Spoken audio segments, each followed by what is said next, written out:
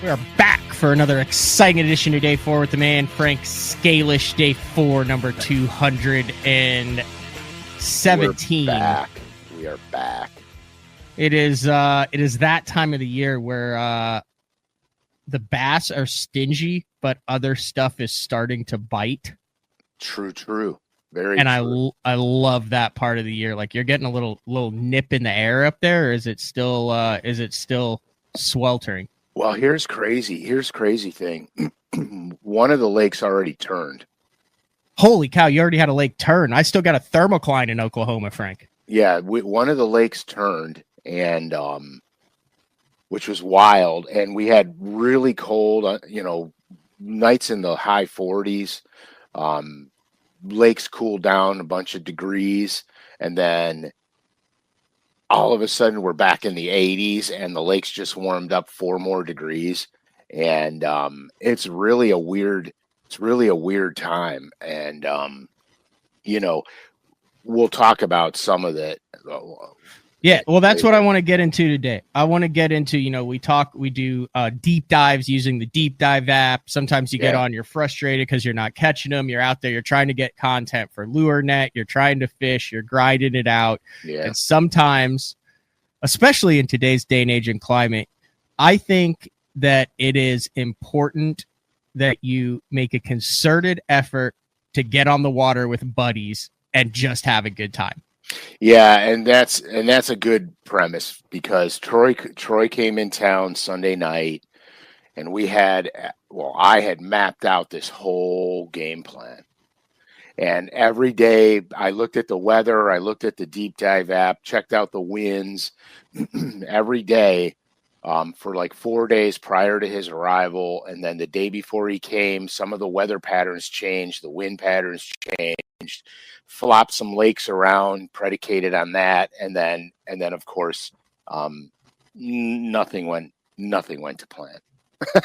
Yeah. So we're going to dive into that. A couple of housekeeping clips before we get into this. One, I see a comment from JB Fishing that says, anxious for my shirt, taking forever. So the BTL store is open until September 21st. But here's the way we were able to do this and keep the prices low. If you see here, it says, welcome to BTL fall pre-sale. All orders will be processed after the store closes.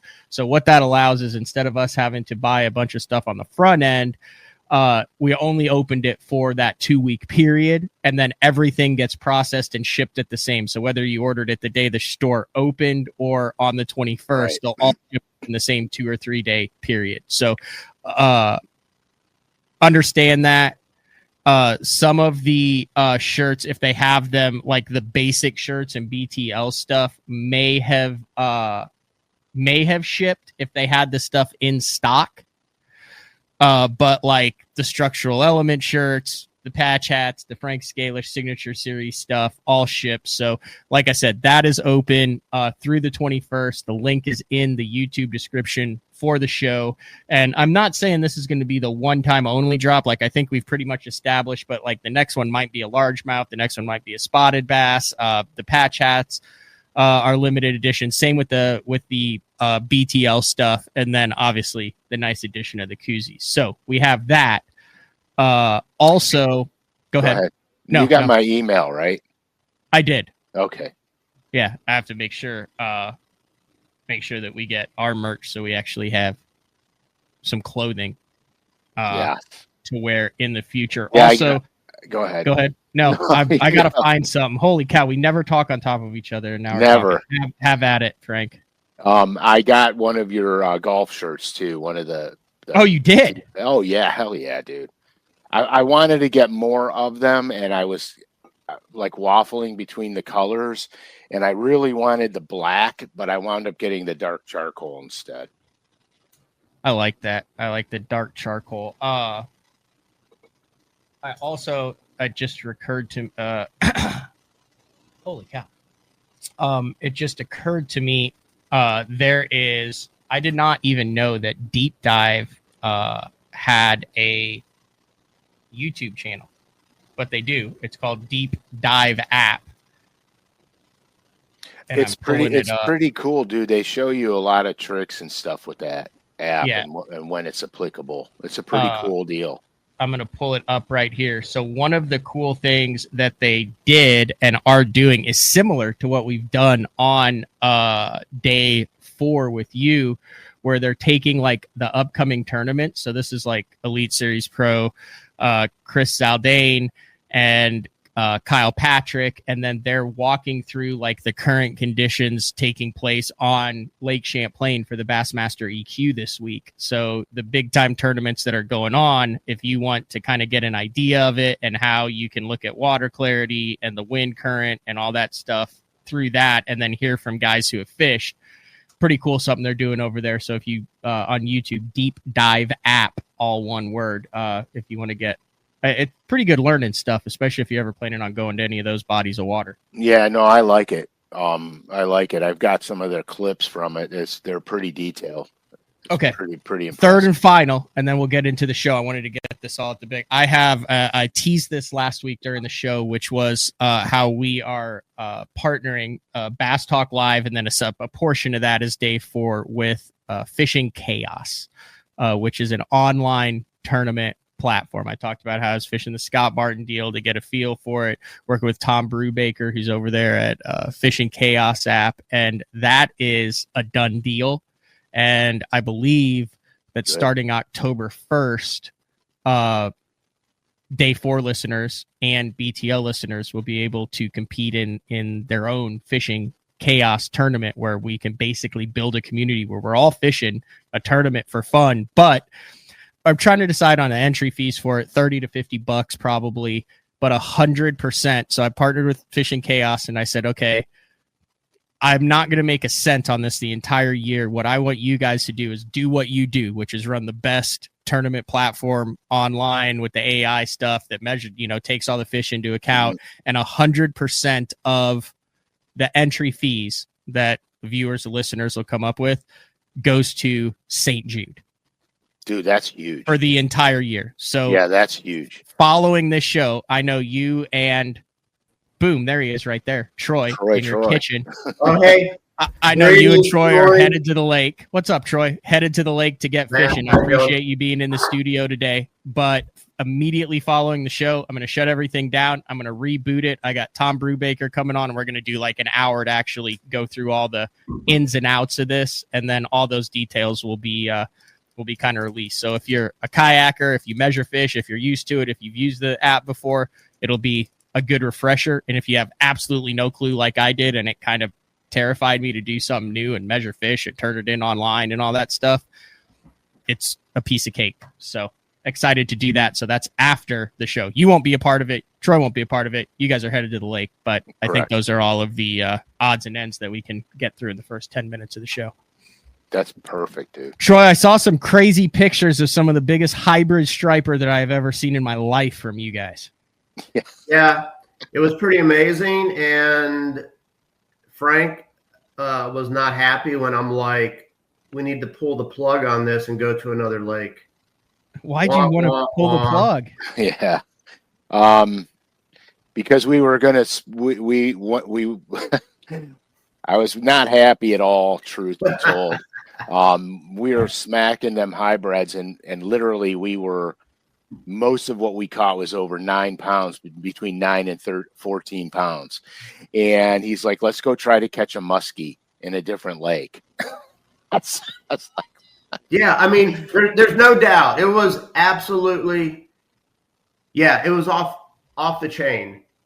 I mean, those things, I mean, it's like fishing in salt water. When those things hit, you have to just let them pull the boat around for a while. Yeah. How are you guys catching? What did you ask? How are you guys catching them? There's a lot of live scope action. So here's what we did. So when one guy was on scope, the other guy was randomly throwing a deep diving jerk bait, like a flash point deep. And I was throwing the flash point deep, and I was throwing the speed end, believe it or not, because a lot of these bass were coming up about 6 feet from the surface. And so the speed end would dive down and I can keep it in the middle of them or just above them, depending on how deep they were. But they kept fluctuating, which the weird thing is they kept fluctuating in depth range. And the cool thing was they were using the offshore structure as a gauge for depth, but they weren't on the offshore structure. And once we figured that out, it was game over. I mean, we literally plastered them. And it was about 50-50 too. I'd say the random casting, once we got in them and not at the right depth, the random casting and the scope, and it was about even on the fish catch. Yeah, it was pretty cool. It's pretty fun, actually. Before we get too far into this, for those who haven't watched every single day explain Troy and Frank how you guys know each other. So back in the old days when I first started fishing, I literally had my driver's license, and I heard about this tournament in Southern Ohio, and it was actually on a lake called Salt Fork. I've never been there. I never saw it. Didn't even really know where it was. And bass boats back then weren't very prevalent.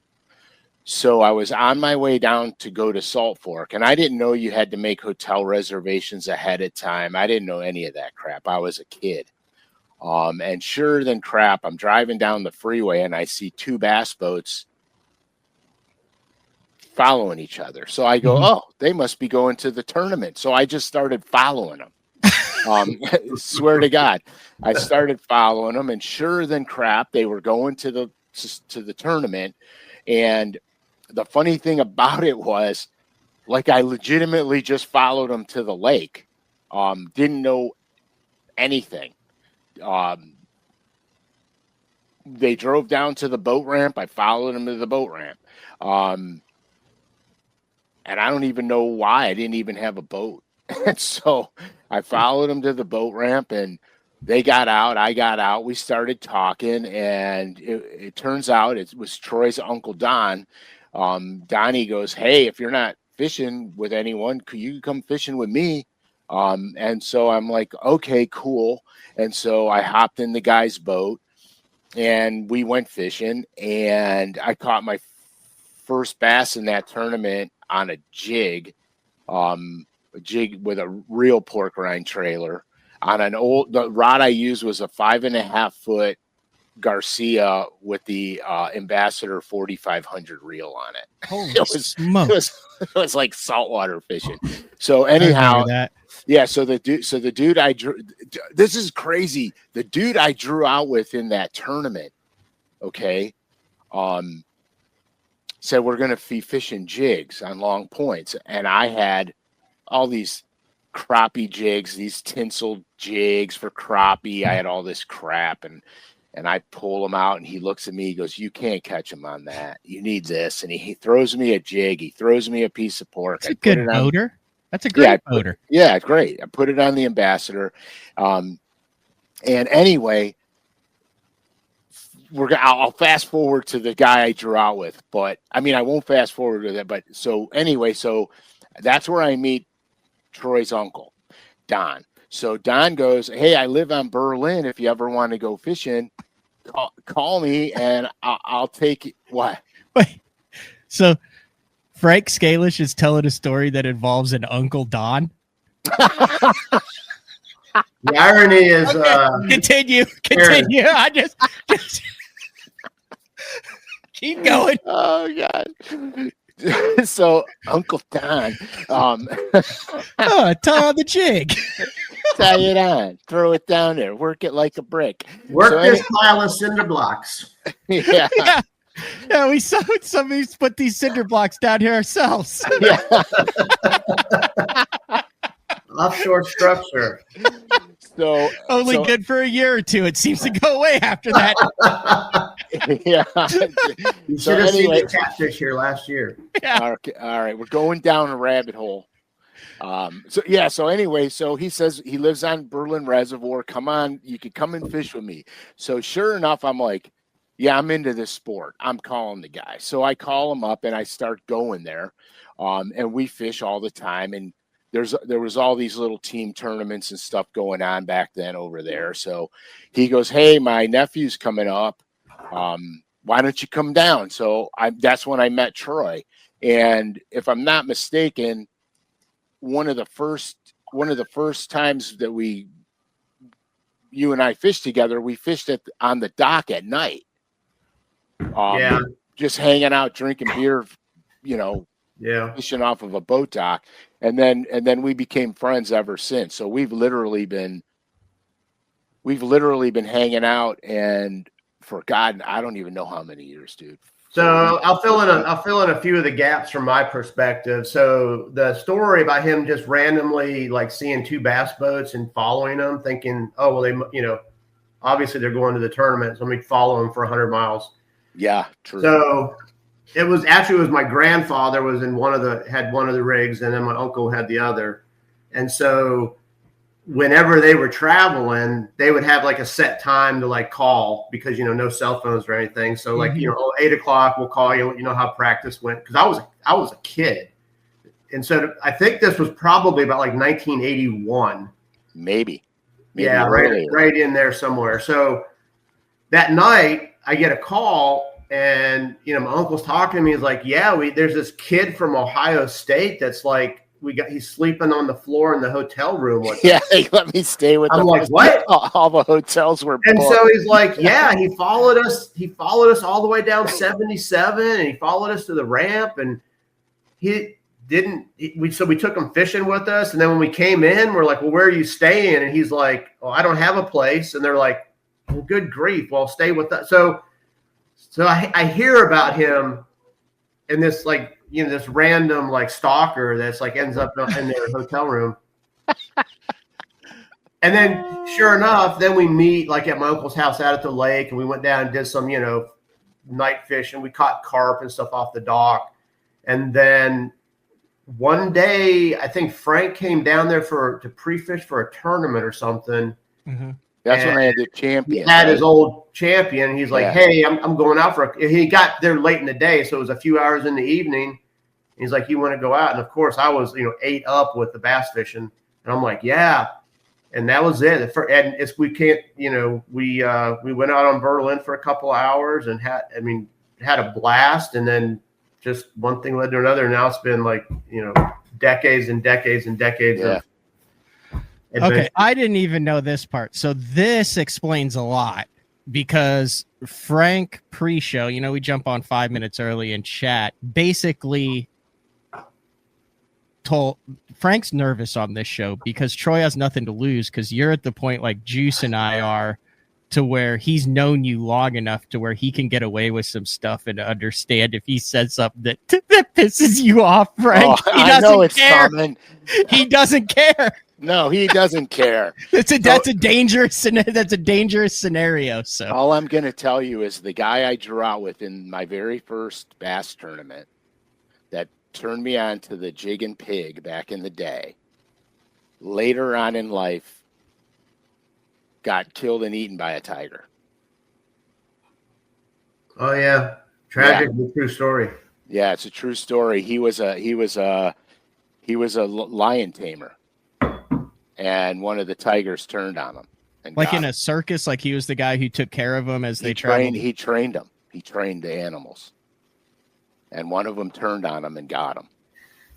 Holy cow. Yeah, dude. This was later on in life, but yeah. Was he good with the jig? Like, was he a good fisherman? Yeah, he was good, man. I mean, he was good. But I didn't know shit back then. Yeah. You know what I mean? I knew zero. Yeah.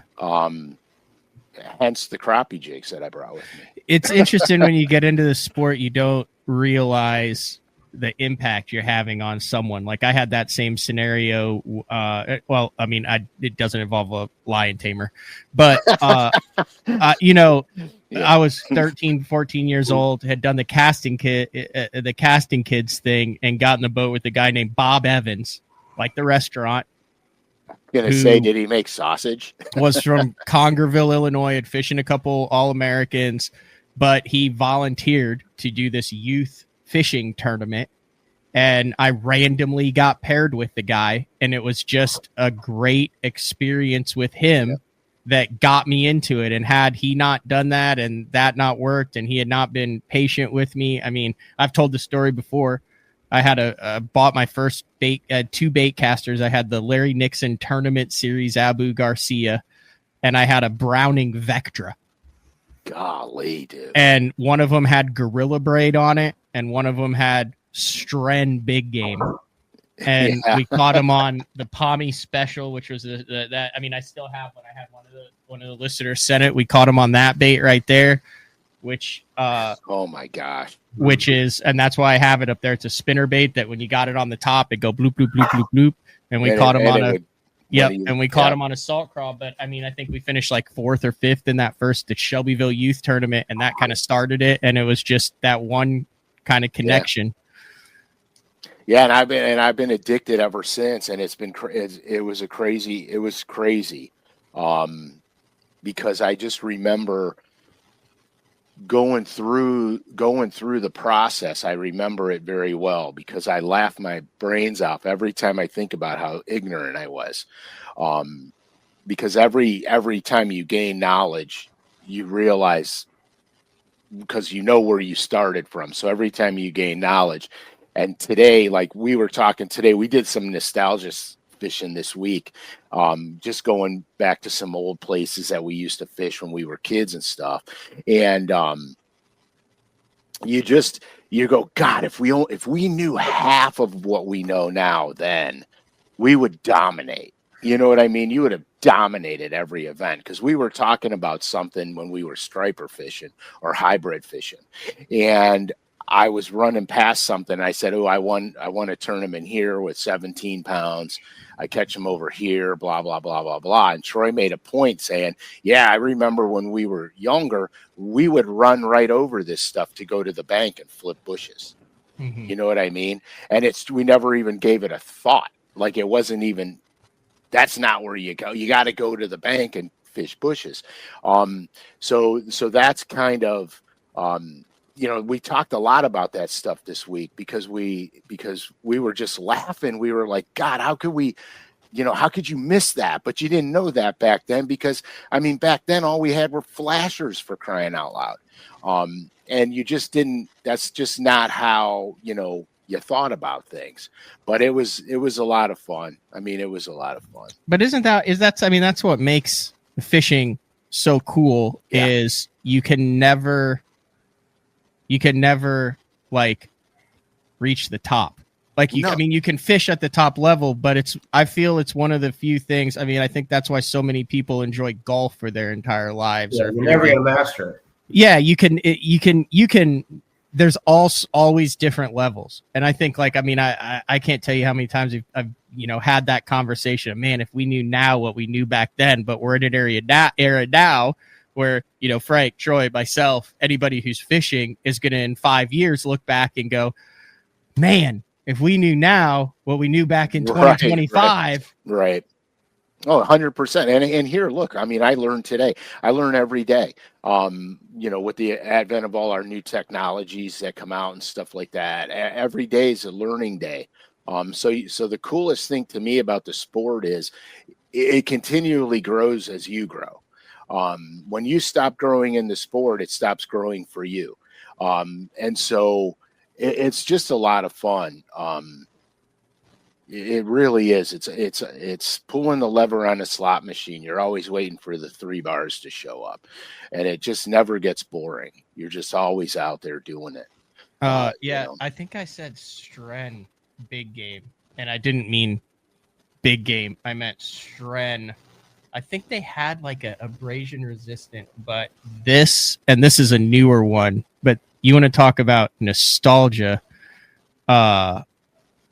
Let me show this Stren right here. And now this is a newer, but that purple Stren box. Oh yeah. Like with that, for some reason, my dad was always a Stren guy when we went to Canada growing up. But like that purple with the Stren on it, I don't even know if they still make line, but that right there, it reminds me of my 13, 14, 15 years old of getting the fresh spool of Stren in the purple. And then I think they also had like a blue one too that might have been like the abrasion resistance. But that was the deal when you put on, spooled on some of that fresh mono. And then they did that. They had the low vis green too. Were you ever a Stren guy? Yeah, remember Prime? Remember Stren Prime and Prime Plus? Yeah, where they had that center core, and it was coated on the outside with something, and that line every time you'd use it, the center core would pop out in places, and you're like, "What the hell's going on?" I don't remember that at all. What was it called? Prime Plus. Yeah, it was a co-filament, is what they call it. A co-filament. Yeah, it was good. Yeah, you're right. Co-filament. Co-filament. Stren Prime, Prime. Yeah. Huh. I don't remember that. Oh, dude, it was very tricky line, to say the least. So you said you guys had to pivot then, because I know that you said you'd had a rough day of bass fishing. Yeah, so the first day we went out, we actually slaughtered them as far as numbers go. We had over 60. The size was down, but the lake that we chose to go to had literally flipped the day before. And when we got there, the water was like pea green soup and brown. It was the weirdest color ever. Nothing was on the bank, which surprised me because the safest place to fish in the turnover is bank related stuff. Nothing was on the bank. And the offshore bite, I want to say offshore, but it legitimately wasn't like real offshore. It was all related to the first break line. And all the fish came from probably, I would say, I don't know, Troy, 6 to 10 feet deep? 6 to 10, probably, yeah. Yeah, 6 to 10. And the size was way down. I mean, we caught like 3 good ones, and all the rest were horrible. I mean, I shouldn't call a keeper bass horrible, but they were horrible. And then day two was probably the most disappointing of all, because I can't disclose the lakes that we fished because they're too small. Our lakes in Ohio are not like your guys down south. But this lake that I go to, I have it. I up until the day before yesterday, I said I have it unlocked because I can go there and literally catch, 3.5 to 6 pounders religiously. And I don't think we caught. I think our best 5 fish went 4 pounds. And was that turning over too? I don't know. It might have been a heavy, like close to 5 pounds for our best 5. Yeah, was there a thermocline there? I didn't find one. So it might have flipped too. I didn't find one. But the weird thing was the bait was from top to bottom, which would be a good indication that it flipped. Okay, because the bait's going to be where it's the most comfortable, which is why you always see the bait at or right above the thermocline and not in the thermocline for the oxygen content. So when you start seeing it stratify all the way to the top to bottom, that tells you that there's oxygen is the same from the top to the bottom. Yeah, and it was really bizarre. I was so disappointed, like I was crushed. And so we were going to go to a different lake yesterday.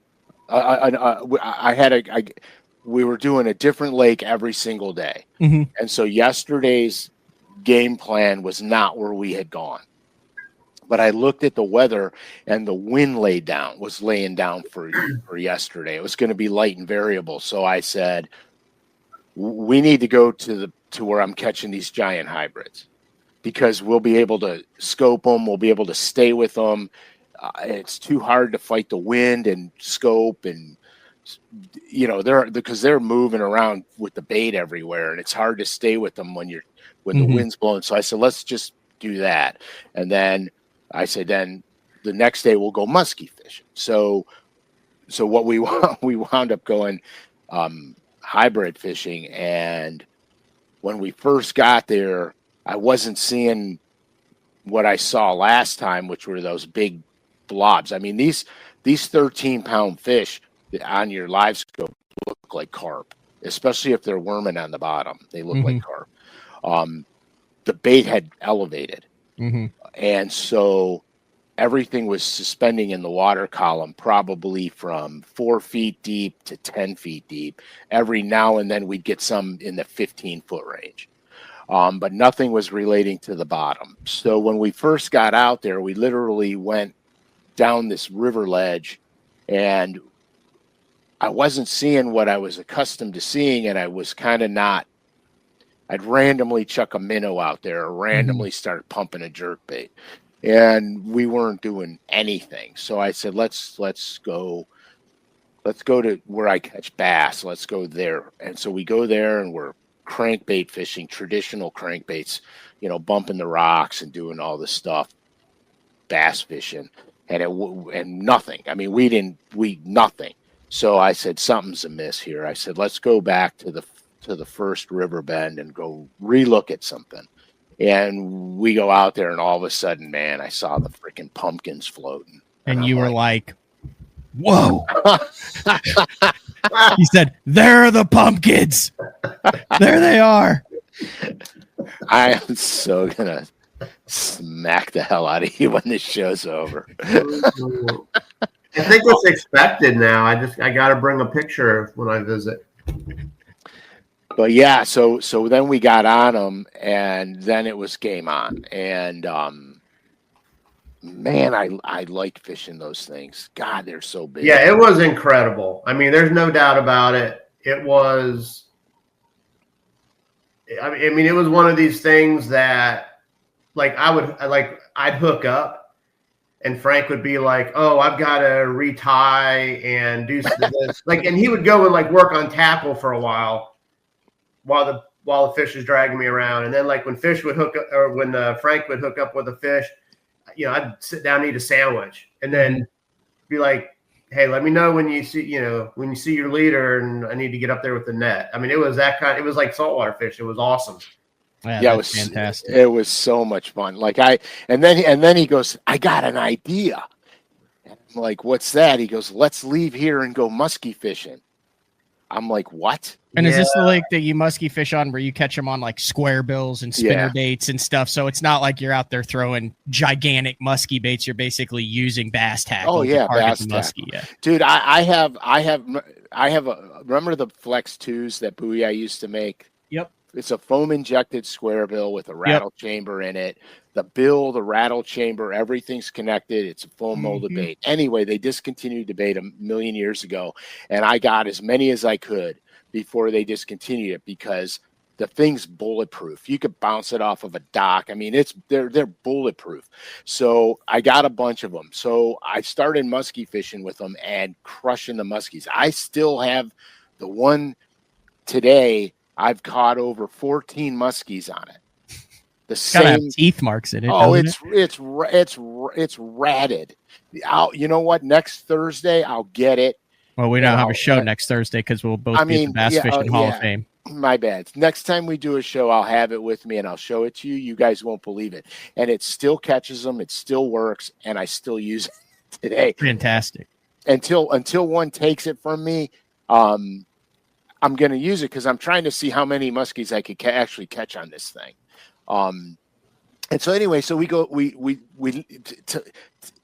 to my annoyance, we're leaving the lake. Now I was kind of annoyed and kind of not annoyed, because we were killing two birds with one stone, which will free up a different body of water for this afternoon, and then a different body of water for Friday. So we're not going to waste a whole day muskie fishing. So, which isn't really a waste, but you know what I mean. So anyway, so we go to the place at the lake, and I'm like, I know every single place that I catch muskies on this lake. Every single place. I could run to every place, and normally you'll catch them. There's no freaking grass, and the grass that's there is a stringy, horrible looking. Don't even know the name of the grass, and I should look it up, but I'm too lazy to do it because the bass don't use it, the muskie don't use it, so I don't really care about it. So I kept telling Troy, we need the coontail, we need the milfoil, and the coontail is more important than the milfoil. And so we're literally fishing, and it's late. It's like 5 o'clock, and I'm ready to go. Like literally, I'm putting all my stuff up, and I'm like, I'm kind of done with this crap. And I go, you know what? There's a flat on the way back. Let's just go hit it real quick. It usually has grass on it, but none of the places that I was at had it. So he catches a bass right away, and snagged on the crankbait is coontail. And I'm like, holy shit. So then I cast out, boom, I catch a bass. Then he catches another bass. And we went down this stretch, and we just caught him basically halfway back to the ramp. And I'm like, that's what I'm talking about with the right grass. That's the right grass. So I said to do this day over again, not the day, just the musky part of the day. To do it over again, what we should have done was we should have idled around and just found the right grass. Instead of just fishing on history, we should have just went from scratch. And I believe if we would go back there now, we would slaughter the bass and we would catch muskies, because the grass isn't where it used to be, and I need to go look where it is today, not last summer. You know what I mean? So yeah, so it is, man. But here again, we didn't even make that move until the end of the day, which. A couple questions that I want to get to that I started when you mentioned the thermocline. We have done thermocline shows. Oh, yeah. Probably we need to do another one, a good refresher for it. Dave wants to know, Frank, when a lake flips, does the thermocline disappear off your 2D sonar? Yeah, because it doesn't exist anymore. So you'll see the line, and then, you'll see the haze and stuff. It'll literally look like the bottom and then nothing. Yeah. Question, it goes, I was on a lake in New Jersey last week, had a solid thermocline. This week it's gone. That means the lake is flipped? Yepper. It's gone. And then that's where you go back and you say, okay, that's where your first inkling then is to fish shallow cover until it's kind of settled. Yeah, that's my first inkling. If the lake has vegetation, I go right to the vegetation. If the lake doesn't have vegetation, I'll fish points, blowdowns, typical bank fishing. See it, throw at it, fish it. Very typical bank fishing. It's usually stable during the flip. Wind will help. You could fish the windy banks. Wind will help a lot. But it's the September doldrums. The lake's in a state of flux. The fish they're moving. They're doing different things. Fishing's tough. It's not. Okay, so here's where you mentioned this relates to this, and this is a question that I've had. So is it tough because without the thermocline, the bait scatters, so you have fish that can feed, or that are going to be feeding around the entire lake, which is that Bama or? That's Lenny. She grabbed my computer cord. All of a sudden, I see my computer cord going across the desk. I got one. Yeah. Is it because the bait scatters, or is it has something to do with the oxygen content or the water clarity that makes those fish hard to bite? Like, what is the reasoning that they are hard to bite during and immediately after the turnover? Does that make sense? Yeah, I think it's all of the above. The Okay. Lake's in a state of flux. The bait fish now can go anywhere they want, and they do. And the water's off color. And it's just in a state of flux. To be honest with you, you'll get the algae film. If you look at the post that I did with Troy on day 1, the day one of the fishing adventure.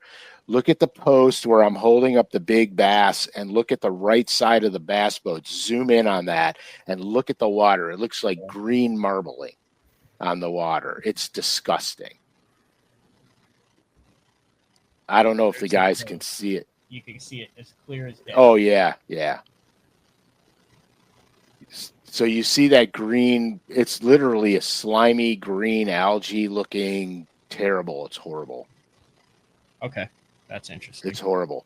I was very shocked. Bass ball. Oh, no, dude, those are big bass, man. Bass You ball. you got a giant the other day. 7-pounder last night.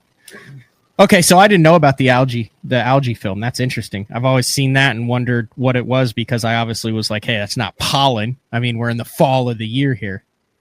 Yeah, I had a detour my cat with a toy because for some reason she's pulling on the computer cord. And if she bites through the electrical cord, then We don't have a show or a cat. we have I'll have hand muffs. I'll have little hand muffs, little kitty hand muffs. But yeah, so and Matt, I kind of knew what we were getting into. Normally, in the past, I've tried to get up here in October, which is like it's just locked in October, but schedule didn't permit it this year. Mm-hmm. So it's everything we're doing is a little bit forced. We expected it to not be like our typical fall trip, but the hybrids definitely put a little star on the week. yeah, they were very acceptable. Troy, let me ask you a question. You spent a lot of time probably over the years with Frank. In your time on the water with him, you're probably one of the few guys outside of like Frankie and maybe a couple other of Frank's buddies, but it's a well-known fact that Frank does not like visitors in his boat. What do you think, in your opinion, from what you've seen over the years, that makes Frank so good on the water? What makes him so good on the water? Yeah, like just watching him break down bodies of water and stuff. Yeah, I think his personality with everything has to be organized and an absolute specific way to the nth degree. Yeah, I think that translates directly onto the water. I mean, like you heard him talk about when I was getting ready to come down. Most people would be like, "Oh, cool, we'll go here and there." Here he is. He's like checking. Everything has to be planned out, which is why. And I kind of like screwing with them like this, like, okay, we're at this lake and we got locked in on this pattern and we're catching these hybrids. And then I'm like, hey, let's go hit this, let's go catch some muskie. And he's like, goes into like problem solving for a moment.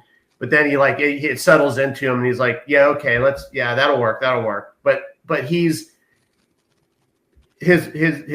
methodical approach, which most of us don't have, right? We might think we do, but it's I've not ever shared a boat with anybody that has that process like Frank does. It's fantastic because you don't miss them. You're not skipping. When you have that thought process and you have that plan, you're systematically eliminating it. And sometimes, just in the time I spent with him, just as he went through his process, sometimes it's the first or second stop, and then you roll with that the rest of the day. And then sometimes he'll come on and be like, oh, I thought this was the deal. I found something better at the end of the day, but you still started. And sometimes when you do that process of elimination, it's kind of like to me, Frank's style of fishing is how you always find your car keys in the last place you look for. Right. Yeah. I'm dead serious. That's the best way to describe it. Yeah. He's very systematic in his approach, and it works. I mean, it truly works. And I would, a lot of times, I may bail on something a little quicker or get sidetracked on something, whereas he has his process and he kind of goes through, it's like when you ever see like these like commercial airline pilots or these fighter jet pilots, and they're going through this checklist, is this on, is that on? Well, sometimes it seems silly, right? Well, of course the engine's on, but it's a checklist. So you check it off. It's like, okay, well, this depth range, that depth range, the outside bends, the inside bends. He goes through it, and at some point, there it is. Yeah. And now he can be like, okay, inside bend, 12 to 14 feet. Now, look, now boom, boom. And it's just a really good, it's good to see it. It's kind of good to ground me again, because I go off on my, and we're very interesting, because we used to fish a lot of team tournaments together, but it's so funny that we literally came up together, shared a boat since the early 80s. Like, we talk almost daily. And if I get deeper, if I'm fishing deeper than 12 feet, I feel like I'm like in a foreign land that I can't speak the language. I'm going to the bank. I'm junk fishing. I'm skipping up under stuff. And he's off, doing structure offshore. So it's funny how our fishing is like this, even though we shared all the same experiences and came up together. But it worked out really well with the team stuff. Right. Which had multiple. Which was the coolest thing, because before I started fishing professionally, Troy had to move to North Carolina. So he's like, hey, I'm moving to this lake called Lake Norman. You should come down and fish some tournaments with me. And I'm like, okay. Literally, like, I said, just sign us up for a bunch of them. Remember I think it was Yadkin it was called or something like that? Yeah, there was a bunch of them, but it was a good time. And so of course, I got to stop about the strong sense of confidence in your decision-making process that you've consistently tested for years. Yeah, and so this is going to be funny. So I don't know anything about Norman. Troy just moves down there. I'm going on a map.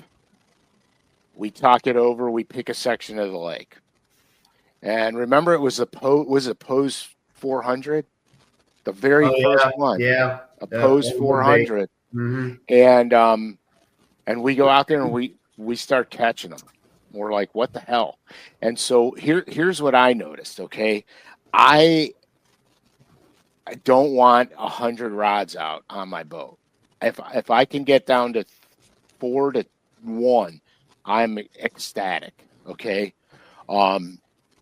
Troy, on the other hand, is probably the best junk fisherman that I've ever fished with, because he'll have 15 rods, be stepping over them all, grab one, throw out, catch a fish, put that rod down, grab another one, catch a fish, and I'm like, because it's like this can't happen this way. You know what I mean? And so we started fishing these team tournaments together. Now remember, neither one of us were down there. He just moved down there. Mm-hmm. We were neither one of us. What did we take? We took a check in the first 20 some tournaments we fished. I used to call Lake Norman like my second bank account back then. Now I can't compete with them there, but back then it was a different lake, different animal. It was tough. I mean, it was, and back then a lot of the team tournaments had 8 fish limits. Holy smokes! Yeah, 8 fish limits. But listen to this, Matt. Like 11, 12 pounds were winning those tournaments. Yeah. Now you're 2-pounders. Yeah, now Norman has really come on, especially since the spots are in there now, and I can't compete with those guys now down there. But yeah, Frank was driving 500 miles just to run down and fish a little buddy tournament. Animal. But it was fun. We learned a lot about that lake back in the day, and it was a good time. And it was, like I said, it was a nice marriage between him getting offshore and fishing a lot of this stuff. Back then, a lot of people weren't fishing offshore like Norman, but then I had these little sneaky shallow stuff, and we'd mix it up, and it was a blast. 100%. I remember that one Jerry Ryan we fished. I don't know what lake were we on? Where I was catching the big fish on the crankbaits, and you were catching them fluke and docks. Oh, Kiwi. Kiwi. So literally, there was like 400. Oh, it was ridiculous. Teams. Yeah, it was like almost 500 teams or something ridiculous like that. Yeah. And so we go to that one, and we wound up short a limit every day, right? One fish short every day, and that was an 8 fish limit. Yeah, that was an 8. I think we had 7 each day. Yeah. And we wound up in 7th or 8th place in that. I don't remember what place. We had the second biggest fish both days. Both days. Like Troy crosses over. He goes, I got to get under that dock. I go, take it. He crosses over the front of the boat. He skips a fluke underneath the dock, and his line starts peeling out. He leans in on.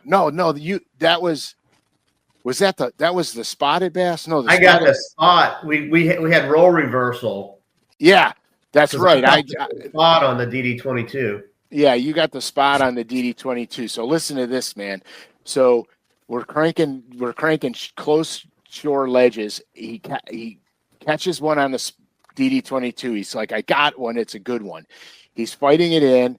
I go, oh crap, that's a good fish, dude. And I just scoop it up, and he unhooks it, tags it, and throws it in the live well. It's like a 5-pounder. Mm-hmm. Both of us are like largemouth. We don't even guess. We don't even think about it. 5 and change, largemouth in the box, high fives, the whole 9. It was a spotted bass. Holy smoke. It was a spot. And Troy's got big bass, big bass for the day. That was the first day. He's got big bass for the day. And, dude, it was like the second to the last guy weighs in, catches another spot that would beat him by like 2 ounces. Mm-hmm. And we lost it. Remember that? And then it was the next day. I skipped the fluke under the dock. And I got that largemouth. Yeah. And I got the second big bass too. I missed it. You mentioned that name, Jerry Ryan. He actually just passed away in March of 2024. But man, you want to talk about a legendary guy with some legendary tournament trails. I can't tell you how many of those North Carolina guys and around there talk about fishing the Jerry Ryan tournament trails, kind of growing up and cutting their teeth. Well, you look at those old results, and you'd be surprised at the people that started there. Yeah. Oh, yeah. Fishborn. That's where fish got started. Yeah. Gerald Swindle, Peter T. Fish. I mean, it's a kind of a who's who back in the day, because there was really nothing else other than the Bassmasters tournaments then. I think I would have gotten along with this guy. His loves included fishing, hunting, golf, poker, and vacationing in Florida. It's hard to beat that, right? Yeah. It's hard to beat that. But and he lived on Lake Norman, right there by where I live in Denver. Yeah. Okay, I want to bring this up. This is a really good question by Dougie Fresh 91. He said, "What to do when the thermocline hasn't gone away, and it seems like my offshore spots have stopped producing? I have scope, and I can't get anything to chase my minnow, jerkbait, or a rig, and the lake is down." That is a common problem that is literally going on right now for me in Oklahoma too. So you have to start working your way inshore. And here's the thing. When they start to draw the lake down, it's really simple fishing. You just run points. You run anywhere there's neck downs, anywhere the current's going to speed up on the lake. Most of your bait fish that are shallow are going to go to those spots, and they're feeding zones for the bass. Once the lake gets down far enough and they stop pulling the water, that's when everything goes to hell, because now all the bait starts to suspend everywhere. You have to find out where the majority of the bass started to go to. Sometimes that means just get on the frickin' bank and start bank fishing. And sometimes it means you need to be that mid zone. Like if you make a long cast to the bank and you're working a square bill or a chatterbait and you get bit halfway to the boat, that's that zone. Usually that's 6 to 8 foot water zone. That's the zone where you're going to get feeders. The thing that I noticed, and Troy pointed it out the first day that we went to the lake that flipped, you almost never felt the bass take the bait. You literally, all of a sudden, you're like, that's weird. You know what I mean? It's like you never, like they were not aggressive in any capacity. And then when they got the bait, they wouldn't even hardly move your line off. You know how usually if you don't feel them, you see your line going in a direction. You wouldn't even see that. So it was really funky. I mean, it's really funky. It's my least favorite time of year to fish, but I did do a show on it. You have to fish from out to in that time of year. You can't run haphazard, go to the bank, go back out, go somewhere, go back out, you have to do it a systematic process, or you're not going to find them unless you luckily randomly make a stop and catch some fish. You won't literally know exactly, and you could never find them. You might miss them, which we probably did the second day we fished and had a shitty day. I was running a lot of history on that lake and not really trying to refigure it out. I was just running history, and it screwed me, and it always does when you run history. It always does. We actually talked about this a couple of weeks ago, Frank, when I called you. I have several lakes that are doing the exact same thing. You know, they're bass. There's bait around. They're lethargic. They're almost like zombie. You can't get them to chase it. A lot of times you'll see the bait coming down, regardless of whether it's a jerk bait, whether it's a minnow or whatnot. They're uncatchable fish. And what I ended up doing was doing exactly what you said, where I started pushing shallower. And then what I noticed as I pushed shallower was I started to see groups of bait that were tighter, that were more balls of bait instead of spread out around the thermocline. And then what I started to notice was wolf packs of bass. Instead of 3 or 4 that were just kind of lazily, loosely, I could see that they were hunting. And, I'm in an area that I had never caught them before. It was shallower. I got up, I had a thermocline in 12 to 14 foot. I got up in that 10-foot range that had some fresh water, an active drain that I talked to you later. And you said, hey, was there an ag? I said, I don't know. Let me check. I looked at the deep dive app and I was like, oh my God, it's the only active drain in this part of the lake. And it completely changed the day. So, I mean, I went from, straight up as a live scope day, right? So I went from casting to 50 to 60, catching maybe 1 or 2, to completely changing. And it was probably 200, 300 yards from where I thought I was going to catch him. But it moved up shallow. It changed the water. The thermocline went away. I noticed that the bait was more active. And if you look around at it, it looks like crap water. But it had all of the elements. It had the deep water nearby. It had some fresh water that was coming in and moving it. It didn't have a thermocline in it. It had the bait balls that were getting attacked, and ended up catching 50 or 60 fish. Now, I wanted to test that theory. So I went back out to where that thermocline was hard, to where those fish were, didn't catch any in half an hour.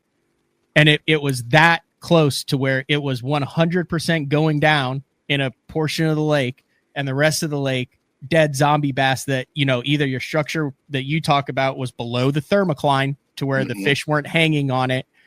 And the fish that were in it were just lethargic around it. But those fish had pushed up, went back a week later, had completely changed again. They had pushed even shallower. They were now in 4 to 6 foot of water, catching them the same way you do over 20 and 30 foot, except they had pushed even further back. Yeah, it's crazy. It's crazy how they move like that. But it can be, the whole thing is the system and your approach. If you work from out to in and you run into them, so you went back and then you went from where they were and even shallower. So they were clearly pushing back, and so was the bait. Now, in a few weeks or a month, depending on where you live, move back out. Yeah, and it's going to get real predictable too pretty soon, because once everything flips, everything stabilizes. You'll have your typical bait fish migrations to the back of creeks and pockets. And you gotta go back and watch the shows on blueback herring, threadfin, and gizzard shad, because they all do different things, and you got to fish their overlaps. Like Troy, you had mentioned that Norman got good when the spotted bass got in there, but don't forget that time too, the bluebacks were taking a stronghold. Yep. Because I remember coming down and you're like, dude, they're schooling and in backs of pockets, we got to go. And so I'd go down there and we would be whoa, in one pocket, out the next, in another, out the next, and then all of a sudden, there they are, and then we'd catch them. Bluebacks! The bluebacks! Oh my God! But yeah, so Troy, because he would call me, he'd go, dude, it's on Norman, get down here. And I'm like, okay, I'm coming, and just leave and go. And so it's been a lot of fun, a lot of years. Dude. We've been. Are you guys fishing today? Okay, yeah, we'll wrap it up here because I got a show to do after. We're doing the fishing chaos thing with Tom Brubaker. You guys have whoever knows you won't even tell me how long your drive is because people will take it. Yeah. No, that is. We're actually changing it up. We were going to go somewhere. We're going somewhere completely different now. Largemouth, smallmouth? Yeah. Largemouth. I'm going to stay off the big lake, and then Friday it's going to be like 15 to 20. So we're not going to go out on the big lake. When it comes to the Bass Fishing Hall of Fame lures, almost all of them are completely sold out. We're approaching the home stretch on that. Appreciate everybody to get them. The only two that are available, there's still a few of the Larry Nixon and enchilada sauce, and there's also a couple of the Bobby Murray and the Cotton Cordell hot gill Big O's. Make sure if you haven't picked those up, the other three, the Roland Martin, the Rick Klon, the Bill. But if you want to get your hands on those other two, loyal listener code capital BTL 25, 15% off regularly priced items, which that is a regularly priced item on lurenet.com. And then we'll be at the Hall of Fame this time next week, Frank. Yeah, we're going to be there, baby, with bells on. I'm yep. traveling. All right, light, and it's good time to end it. I guess StreamYard's doing the skip and audio thing again. So, all right, okay. Troy, thanks for jumping on. Greatly appreciate it. You. All right, good time. Catch him up. I expect to see Instagram posts of big, giant largemouth. Nice. I hope so. Or I'm another. This has been another edition of VTL Day 4 with Frank Scalish. We'll talk to everybody in 2 weeks. See ya.